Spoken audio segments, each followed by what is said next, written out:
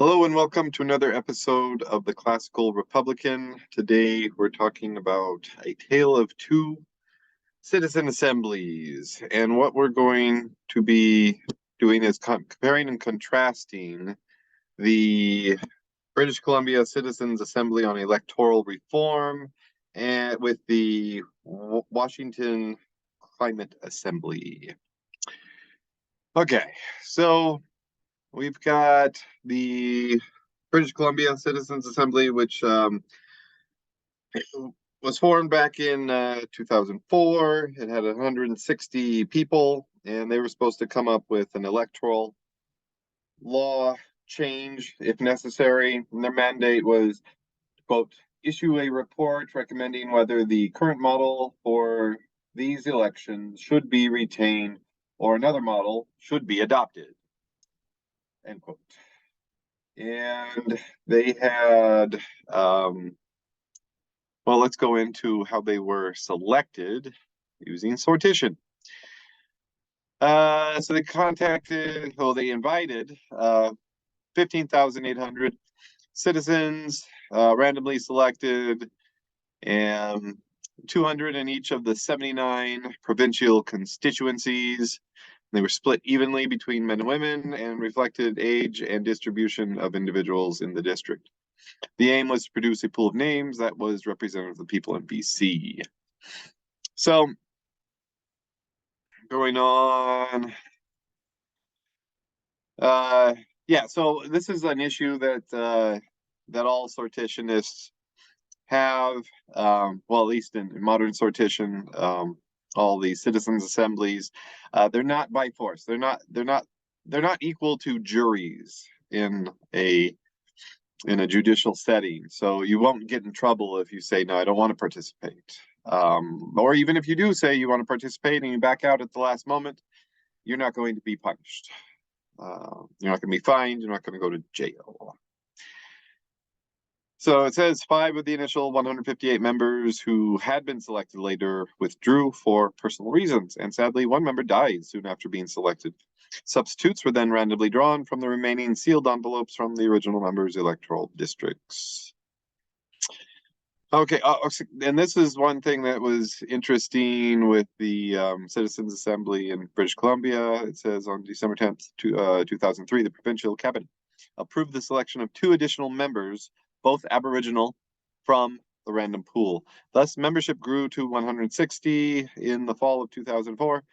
1 member resigned. It was the only resignation, leaving the membership at 159 plus chair Jack Blaney. Okay, so they had different phases. They had the learning phase, public hearing phase, deliberation, and then the final recommendation. And that is pretty similar to every other, pretty similar.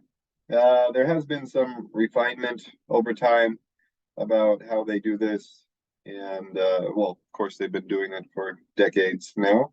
And so they've got it down pretty well. And the algorithm has also improved a little bit also. So that was British Columbia. Go see my videos that have to, well, all the rest in the series on sortition. Watch all my videos. But I also have an interview with one of the members. So that'll be very interesting companion to this video. We also have the Washington Climate Assembly. Here's the structure. So they had an initiating team, a monitoring team, a design team, and go watch my videos with the interviewers of the sortition team. They were on the design team, and there was also a coordinating team and observers. Oh, there, the sortition team. Yes, working together with the coordinating team, the sortition team conducted the random recruitment of assembly members per member selection criteria established by the coordinating team and as advised by a community forum. The sortition team used an algorithm, Panelot, to conduct the final step in the sortition process. Yeah, so we talk about that during the interview. And here's the section on, this is from their website, as you can plainly see. And this is the final report talking about the recruitment.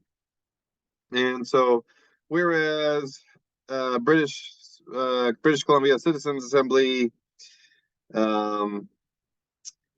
talked about or shows demographics of gender, age, and the district they lived in, geography. Here's what the Washington Assembly or Washington Climate Assembly used. So you have gender, age, congressional district, income level, race or ethnicity, education level, and a range of opinions corresponding to earlier studies of beliefs about whether global warming is happening, whether it is caused mostly by human activities, and whether the individual is worried about global warming. Okay, so they're actually using political beliefs to select candidates.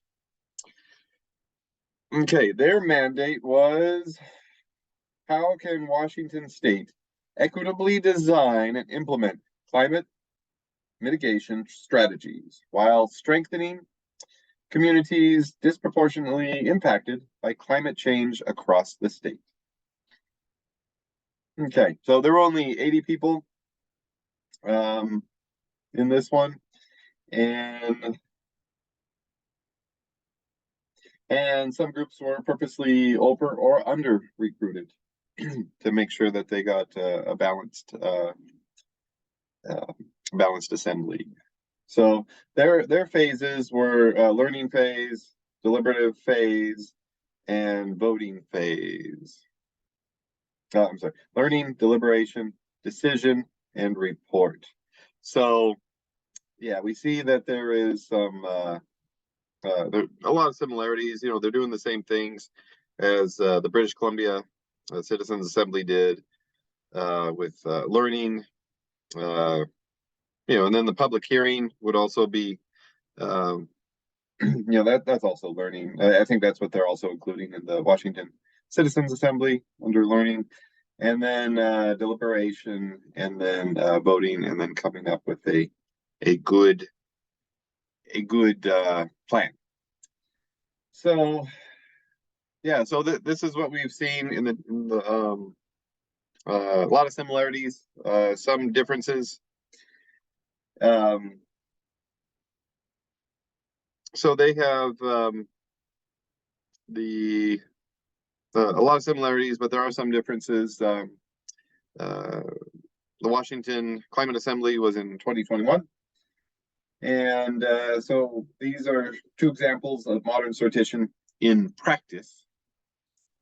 And for the potential future of sortition in politics, please see my video on the Ostbelgian model.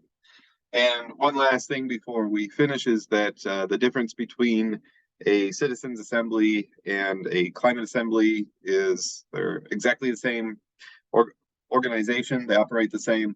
However, the climate assembly gets a lot of leeway in finding solutions for the issue of climate change, while citizens assembly are usually a lot more narrow. So until next time, long live the Republic.